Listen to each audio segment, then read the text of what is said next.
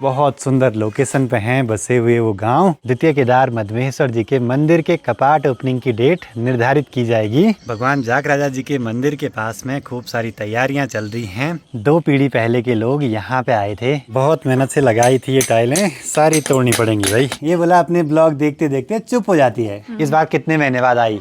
5 महीने बाद। सुबह के 8 बजे जैसे ही बाहर निकले तो आज माहौल कुछ ऐसा है। तो सबसे पहले आप सभी को मेरा प्यार व नमस्कार। मेरा नाम है आलोक राणा और स्वागत है आप सभी का देवभूमि उत्तराखंड के इन खूबसूरत पहाड़ों से। पिछले 2 दिन की लगातार बारिश के बाद तो आसपास का माहौल बड़ा ही सुहावना सा हो गया है। इसके साथ साथ ऊपर चोटियों पे जो बर्फ पड़ी है तो माहौल और भी गजब का हो गया है, जिससे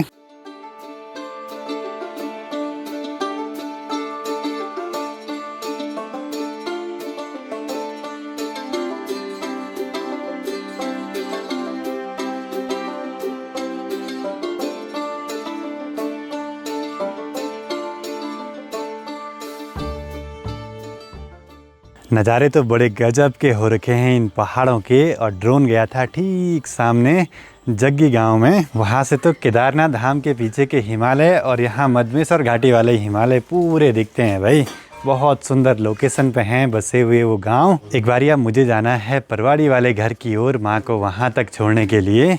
फिर देखते हैं, आज यहाँ पे बहुत सारे काम करने हैं हमें। सुबह के टाइम पे तो यहाँ मार्केट में खूब चहल पहल रहती है, लेकिन कुछ दिनों के बाद तो यहाँ सुनसान हो जाएगा माहौल। पर 2 दिन की इस बारिश से ना आसपास जो भी फसल है बहुत नुकसान हो गया है, उसमें पूरी ढह गई है।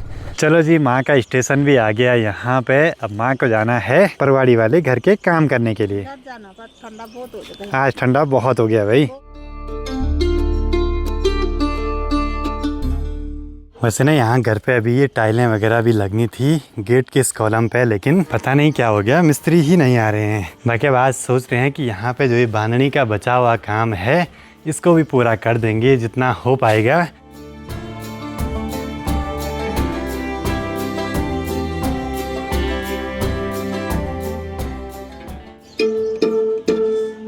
नमस्कार। पहुँच गए मिस्त्री जी ले आए हैं आज अलग ही टाइप की मशीन भाई। अब गेट के कॉलम पे टाइल भी लग जाएंगी। एक बढ़िया वाली मशीन आई है जिससे सीधी कटती हैं टाइलें और छिलके भी नहीं निकलते हैं। तो अब जो भी टाइलें लगी थी सब निकलवानी पड़ेंगी। सारा हो गया खराब। कोशिश तो अपनी तरफ से करी थी यहाँ पे अच्छे से अच्छा लगवाने की, लग भी गई थी, लेकिन एक गलती होगी कि हमने जो टाइलें हैं वो सीमेंट से लगवाई, जिस वजह से ऊपर की सारी टाइलें अपने आप निकलने लगी। तो आज अब मिस्त्री आए हैं तो सारी ये टाइलें चेंज कर देंगे। वैसे ये डिज़ाइन भी बढ़िया था, ब्लैक के साथ वाइट वाली पट्टी, लेकिन गड़बड़ हो गया सब कुछ। अब ले आ रखी है हमने वाइट वाली टाइलें, तो ब्लैक और वाइट का ये कॉम्बिनेशन फिर ठीक ही लगेगा भाई। सीमेंट पकड़ नहीं रहा इसको, ये तो फिर भी ठीक थे, ऊपर वाले तो पकड़ ही नहीं रहे। इस घर को बनाने में तोड़ फोड़ तो बहुत सारी हुई है भाई, क्या ही बोलें। पर कोशिश ये है अपनी कि अच्छे से अच्छा बनाया जाए हर चीज़ को। अब छोटी मोटी परेशानियां मुश्किलें तो आती रहती हैं बीच बीच में। ये दीवार में पकड़ रखा है लेकिन सिर्फ टाइल से छोड़ देता है। घर पे हमारे बहुत सारे कॉलम हैं, इन पे जो ये टाइलें लगी हैं ना, ये तो अच्छे से चिपक गई, क्योंकि ये लगी थी केमिकल और सीमेंट को मिक्स करके। लेकिन गेट के कॉलम पे हमसे भी गलती हो गई कि हमने सिर्फ सीमेंट में लगवाई वो, क्योंकि केमिकल तो था नहीं। तो फिर अब केमिकल का जुगाड़ किया कूल पहाड़ी से, और फिर अब एक पूरा कट्टा केमिकल का लग ही जाएगा वहाँ पे। तो ये वाली टाइलें हैं सिरेमिक टाइल, जो कि भिगो के लगानी पड़ती हैं, पर ये कुछ टूटी हैं भाई। बहुत मेहनत से लगाई थी ये टाइलें, सारी तोड़नी पड़ेंगी भाई।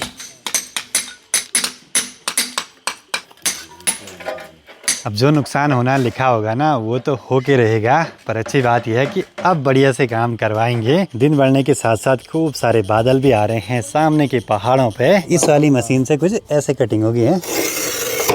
बाकी आज घर पे आए हैं छोटे अंकल और बड़े अंकल।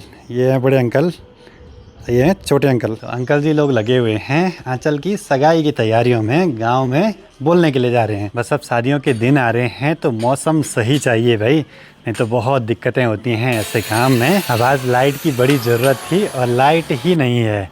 लेकिन हमारे पास इन्वर्टर है, वो भी सोलर वाला, तो मैंने मैक्स सोलर पावर पे उसको ऑन करके रखा है। तो सूरज की एनर्जी से भी बहुत काम चल रहे हैं। अभी टाइलें लग तो रही हैं, लेकिन अगर ज़्यादा टूट फूट हुई होगी टाइलों में तो फिर कम भी पड़ सकती हैं। ऐसे में तो फिर उकीमठ जाके ले आनी भी पड़ेंगी भाई। बाकी आकाश पे बादलों का टेक्सचर देखिए क्या गजब का दिखाई दे रहा है।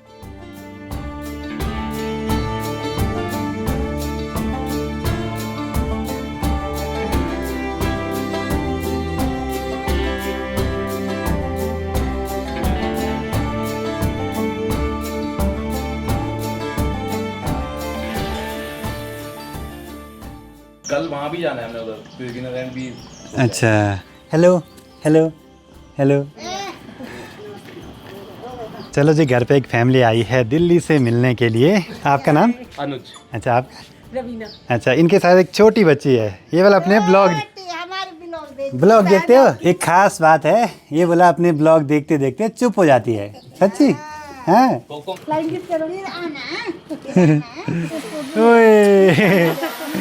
आजकल जबकि यात्रा सीज़न नहीं है, लेकिन बहुत सारे अपने व्यूअर्स आते हैं घर पे मिलने के लिए।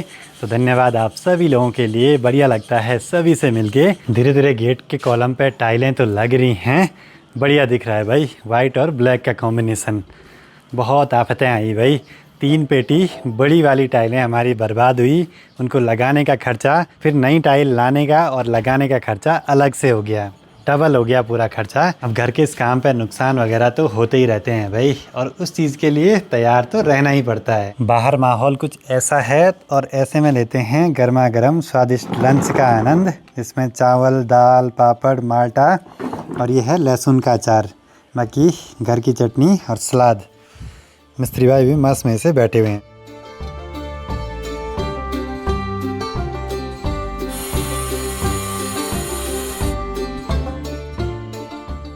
टाइल का काम तो लगातार जारी रहेगा। ज़रा वाइट सीमेंट की ज़रूरत पड़ रही है तो मार्केट से ले आते हैं। वैसे ग्राउट लगाते हैं टाइल के बीच में, लेकिन ग्राउट ख़त्म हो रखा है। वैसे टाइल का काम बहुत दिनों से पेंडिंग था, आज हो जाए कंप्लीट, वही चाहिए भाई हमें। चलो जी, अब जाके दोनों गेट के कॉलम पे टाइल तो लगी है, बस ऊपर से जो पत्थर है वो थोड़ा रुक के लगाएंगे। यही काम बहुत दिनों से रुका हुआ था, बस आज लगभग पूरा हो ही गया। मुन्ना भाई को कितने साल हो गए टाइल का काम करते हुए? 11 के आसपास हो गया। 11 साल हो गए। बाकी इतना सा केमिकल भी बच गया और सीमेंट भी थोड़ा बच गया भाई। अच्छी बात ये रही कि एक बैग केमिकल से काम चल गया, उसमें सीमेंट मिला के यूज़ करा।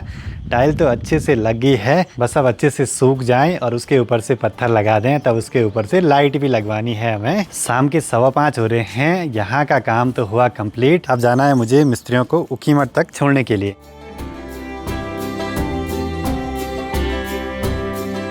यहीं से जाते होंगे ना ऊपर।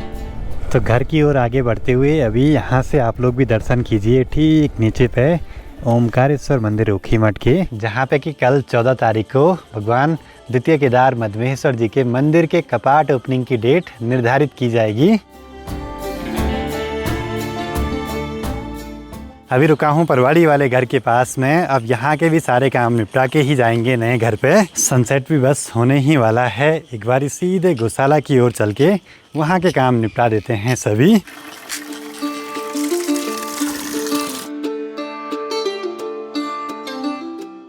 गौशाला में आके गाय को चारा पत्ती देना है, लेकिन उससे पहले गाय के पास पानी की बाल्टी दिखानी है, नहीं तो वो घास के चक्करों में पानी नहीं पीती। एक चीज़ तो है, ऐसी जगहों पे बैठने का सुकून ही अलग है भाई।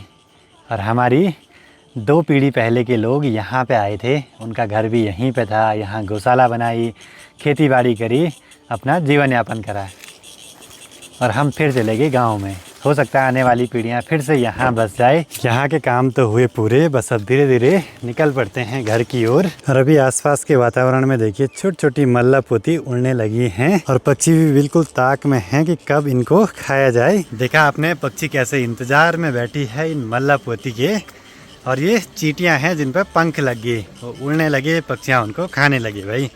बचपन की बहुत सारी यादें हैं इनसे हमारी। सनसेट के बाद के नज़ारे बड़े ही सुंदर हो गए हैं। ठीक सामने पे है गुप्तकाशी मार्केट, और ठीक इस वाली धार पे यहाँ पे है जाख धार, जहाँ पे कि नवोदय विद्यालय भी है, और साथ ही वहाँ पे कल मेला भी लगता है, जाख मेला। आज से ही वहाँ पे तैयारियाँ चल रही होंगी। कोशिश करते हैं यहाँ से देखने की।